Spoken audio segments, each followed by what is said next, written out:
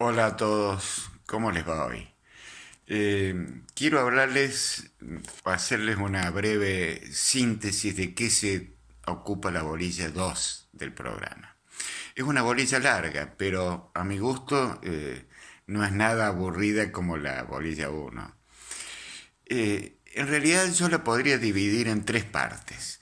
En la primera nos ocupamos del derecho público de Roma. Si ustedes repasan la definición de derecho público, verán, de bolilla uno, verán que es el que se ocupa de la estructura del Estado.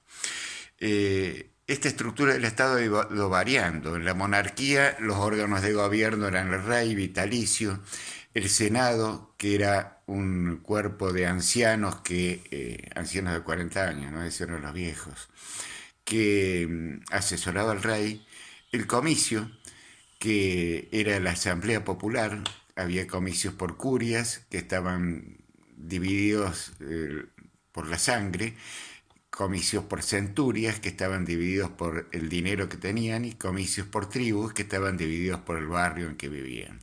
Y los colegios sacerdotales, algunos de ellos por lo menos, como los pontífices que eran los depositarios del derecho. En la República, el rey es reemplazado por los magistrados.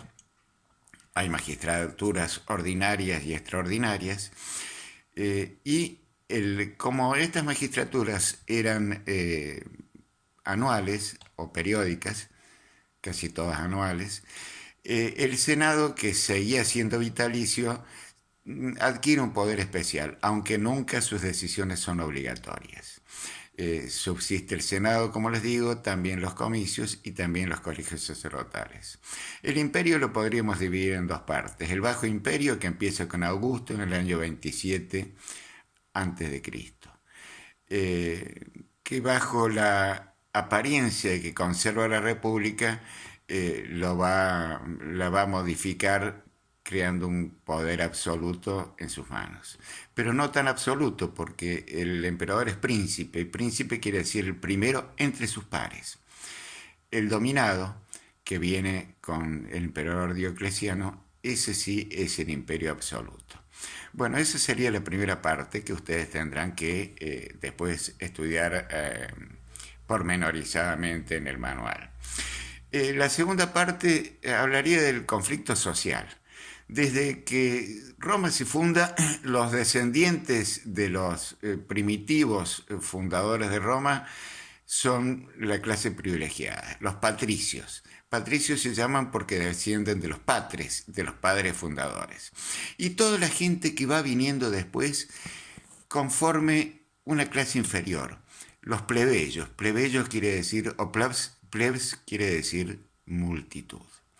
Hay un gran conflicto porque los primeros eran ciudadanos y tenían todos los derechos, los segundos no tenían ninguno. Un gran conflicto que va a ir concluyendo con que los plebeyos gradualmente van equiparándose a los patricios. En esta lucha es importantísima la creación de una magistratura, el tribuno de la plebe, que tenía un poder negativo nada más. Podía oponerse a cualquier iniciativa adoptada por cualquier magistrado o por el Senado que juzgasen eh, o que perjudicaba a la clase de los plebeyos.